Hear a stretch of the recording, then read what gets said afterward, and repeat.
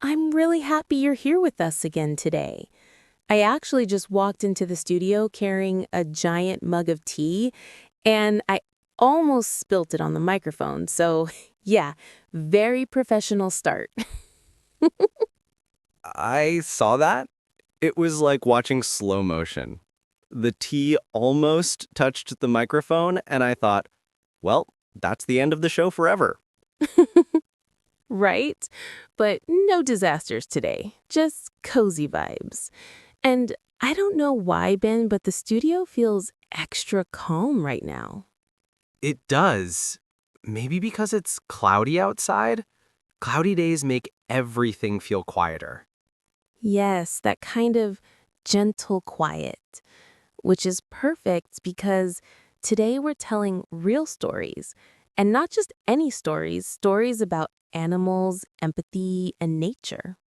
Exactly. And real stories are great for learning English because they give you emotional context. When there's emotion, the words stick. So true. And if you enjoy learning through this kind of natural English, soft, real conversation, don't forget to subscribe. It really helps us keep creating for you. All right, Mia, should we jump in? Yes, and I want to start with something personal. You know how sometimes an animal teaches you something without even trying? Oh, this sounds promising. What happened? So, last weekend, I visited my parents. They have this old dog. Her name is Leela. She's slow, she's gentle. She walks like she's thinking about every step. And I was sitting outside with her, and then suddenly she just rested her head on my knee. No reason, just trust. That's beautiful. It was such a quiet moment, but it hit me like, oh, this is what being present feels like. No phone, no rushing, no noise, just connection. Animals are very good at that. They don't think about yesterday. They don't worry about tomorrow. They're just here, right now. And that's something we humans kind of lose sometimes. Yeah, and Leela reminded me of that. And I swear, in that moment, my whole body went, okay, breathe. That's why stories like this make great listening practice. They're emotional, simple, and filled with everyday English. And they naturally include useful expressions like right now, being present, slow down. Speaking of slowing down, Ben, do you remember the fox story? The one where I almost got into an argument with a fox? Yes, please tell it. All right. So, a few years ago, I lived near a small forest, and every morning around 6 a.m., this fox would come to the back garden. Not afraid, not aggressive, just curious. And one day, I went outside of my coffee, and he just sat there, staring at me. Staring like judging you. A little. It was the kind of stare that says, "Why are you awake? Go back to bed." He had a point. He did. But here's the thing. Every morning, for maybe 2 minutes, we just existed in the same space. Quiet, calm, and I started to look forward to it. A tiny morning friendship. Exactly. And it taught me something. Nature doesn't need words to communicate.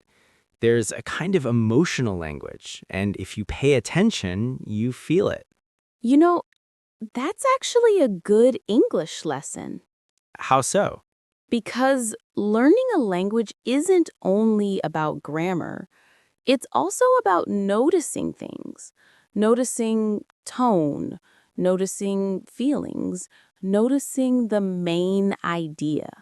Yes, language is meaning, and meaning is often emotional. Speaking of meaning, can I tell another story? It's animal related, but also slightly embarrassing. Those are the best kind.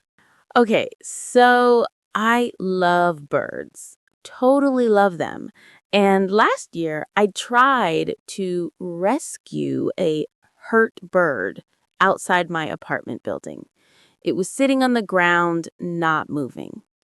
I know where this is going. I panicked. I thought, oh no, little friend, I will save you. Very heroic. And then, suddenly, it woke up, perfectly fine. Oh no. It wasn't hurt. It was sleeping. And when it woke up, it looked at me like, ma'am, why am I in your scarf? Then it flew away, and I just stood there holding this empty scarf like a confused magician. That is adorable. But it taught me something about empathy. Sometimes we help because we feel worried, not because help is actually needed. Yes, that's very human and very kind. But it was also a useful English moment for me because I learned phrases like calm down, take a breath, it's not what you think. It's a wonderful story, and it shows how nature gives us little lessons, often funny ones. Okay, your turn. Tell a story that taught you something. All right, here's one. When I was a teenager, my family lived near the sea. One evening, I went for a walk, and the tide was very low, so the sand looked endless. And far away, way out, I saw a small crab trying to carry something twice its size. A tiny hero. Exactly. But what impressed me wasn't the size, it was the determination. The crab took 2 steps, dropped the thing, rested, then tried again, over and over. That sounds like me trying to carry groceries in one trip. Same energy. But here's the strange part. After a few minutes, another crab came over and helped.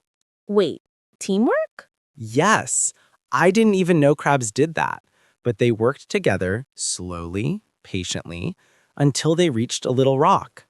That's actually beautiful. It was. And I never forgot it because it taught me the meaning of little by little. Small effort, repeated many times, becomes something big. Wow, nature really is the best teacher. Yes, and these stories are great for English learning because they connect simple vocabulary with strong emotions, which makes everything easier to remember. Absolutely. You're not just learning the words, you're learning the feeling behind them. And when you feel something, you remember the language. Speaking of feeling, I have another story, but it's a bit softer, more emotional. Let's hear it. So, I was taking a walk in the park near my apartment. You know, that little place with the pond and the wooden bridge. And I saw this tiny girl, maybe 5 years old, standing completely still. No movement, just frozen. Oh? She was staring at a butterfly, a bright yellow one, and the butterfly was just sitting on her hand, like it trusted her completely. That's rare. Butterflies usually don't stay long. Exactly. And her mother whispered, "Don't move, just breathe." And the girl nodded, very serious, and she whispered back, "I'm breathing." That's adorable. And for maybe 20 seconds, everything around them was silent. No cars, no people, no noise. Just that little kid learning what being gentle means, That's a powerful lesson at 5 years old. right? And I stood there thinking, wow, this is how empathy begins. Not in big moments, but in tiny ones. That's true. Empathy is built from noticing small things, how someone or something feels. Exactly. And honestly, that moment stayed with me. I even caught myself acting softer the rest of the day. Like I opened doors more quietly. I moved slower. I took my time. Nature does that. When you slow down enough to really look, everything becomes more meaningful. Speaking of slowing down, Ben, do you think animals understand emotions? Oh, absolutely. Not in a human way, but in a deep, instinctive way. They notice tone, movement, energy. You can't lie to an animal with your voice. They feel it. Yes, like how dogs know when you're sad even if you pretend to smile. Exactly. They respond to the real feeling, not the mask. And that's another English lesson, actually. How so? When you speak a new language, at first you only understand the mask, the dictionary version, the words. Right. But with listening practice, like podcasts or a real conversation, you start hearing the true meaning, the tone, the rhythm, the emotion, the part under the mask. Yes. That's when real progress begins. When you understand not just words, but feelings behind them, Which is why these real stories matter. and why they're helpful for learning. Speaking of helpful, can I ask you a question a little deep? Go for it. Do you have a moment with nature that changed you, even in a small way? Hmm. Yes. Actually, one moment comes to mind immediately. It was when I went hiking alone for the first time. Ooh, solo hike energy. Yes. And halfway through, I reached this open spot, like a natural balcony overlooking the valley. It was quiet, but in a peaceful way. And for the first time in a long time, I felt grounded. Like the earth was saying, hey, stop overthinking. Exactly. You know me well. I try. But that moment reminded me of the expression, take it in. Sometimes you just need to stop and take in the world around you. That's such a good phrase. And it's a useful one, especially for describing feelings or moments that are hard to explain. You know, something funny just came to mind. Should I be concerned? A little. Great. So, when I was younger, I believed completely, 100%, that squirrels were leaving messages for me. What? Messages? Yes, I thought the little piles of leaves they made were secret signs, like, Good morning, Mia, or Have a nice day. That is the sweetest thing I've ever heard. Honestly, I kind of miss that version of myself. She was so imaginative. And very optimistic. But that tiny belief made the world feel magical. And that's an important point. Nature gives us imagination, and imagination helps with language. Definitely. When you imagine things, you remember words better. And you connect language to real images.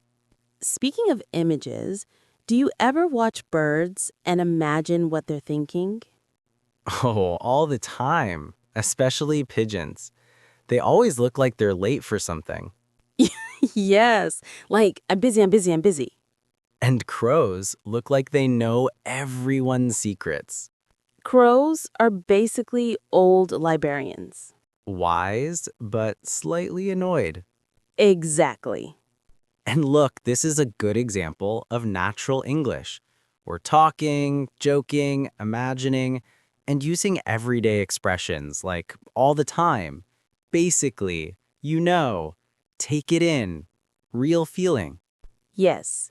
And that's how learners absorb the rhythm of the language. Through listening, through stories, through conversations that feel real, not forced. Speaking of real, I want to share one more nature moment, but it's a little emotional. I'm ready. So, a few years ago, I found a small injured bird near my building. It was cold, shaking a little, and it kept looking at me like it wasn't sure whether to trust me or run away. Softly, What did you do? Well, first I panicked for like 2 seconds. You know, that, wait, what do I do moment. But then I remembered something my grandmother used to say. If a creature looks at you, really looks at you, you don't walk away. That sounds like something a grandmother would say. Wise and poetic. Right? So I took off my scarf. It was soft, warm, and I gently wrapped the bird. Not tight, just enough so it felt safe. And the bird stayed calm? Shockingly calm, like it recognized that I wasn't trying to hurt it, and I walked it to a small rescue center nearby. That was kind. I don't know, I just felt like I couldn't leave it there. And when I gave it to the rescue lady, she said, "Thank you for taking your time." That's such a meaningful sentence. Yes, and actually, that's when I learned the expression, "take your time." Oh, that's perfect. It stayed with me because taking your time isn't just about slowing down. It's about caring enough to slow down. That's a great explanation. And it fits our theme: empathy, animals, nature, and language.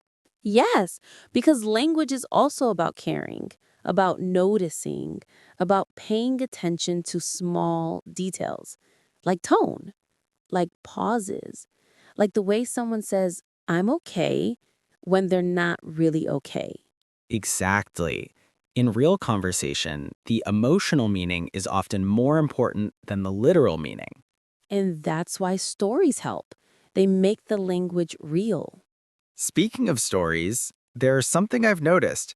When learners listen to stories about nature or animals, they relax. Why do you think that is? Because nature topics are universal. Everyone understands trees, birds, rain, sunlight, Yes, it's like shared humanity. and shared vocabulary. Words like soft, warm, quiet, bright. These are simple but powerful, very high frequency. And very emotional. You can feel those words. Exactly. And when you feel a word, you remember it better. You know, I read something once that people who love animals often speak softer, I can believe that. and people who spend time in nature tend to be calmer. Definitely. And calmer listening leads to better learning. And better learning leads to more confidence. See how everything connects? It's like a little circle, a nature circle, A learning circle. a learning nature empathy English circle. That's a very long circle name. I know, but it makes me happy. Anyway, if we put it simply, talking about real things, like real animals, real moments, real emotions, helps people learn real English. Yes, that's the key word. Real English. And podcasts are perfect for that. Speaking of that, I want listeners to try something today. An exercise? A tiny one. A nature one. I'm intrigued. Okay, after this episode, go outside or look out the window and describe one thing in English. Anything. A tree, a dog, the sky, the sound of the wind. Good exercise. It doesn't have to be perfect. Just say something like, "The tree is moving," or "The sky looks quiet," or "That dog seems happy." Yes, simple sentences, but powerful practice. And soft practice.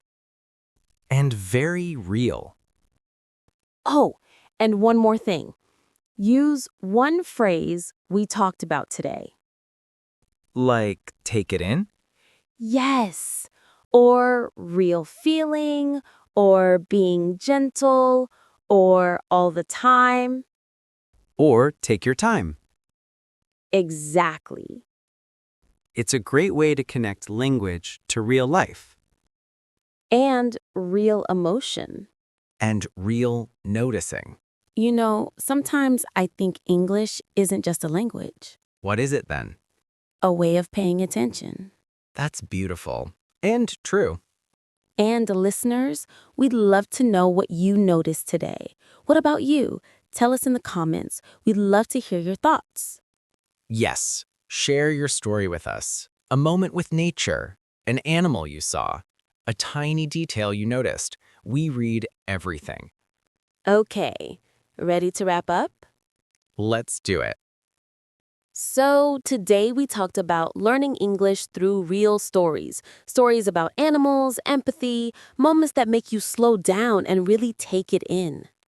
We explored why nature helps you learn, why emotions help you remember, and why simple expressions like all the time, real feeling, and take your time are powerful tools.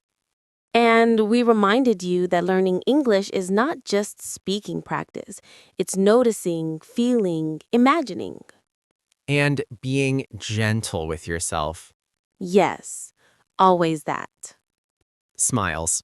If you liked this episode, subscribe, leave a like, and share it.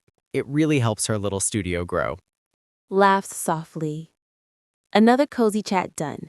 Time for a snack break. Chuckles. You read my mind. See you all next week.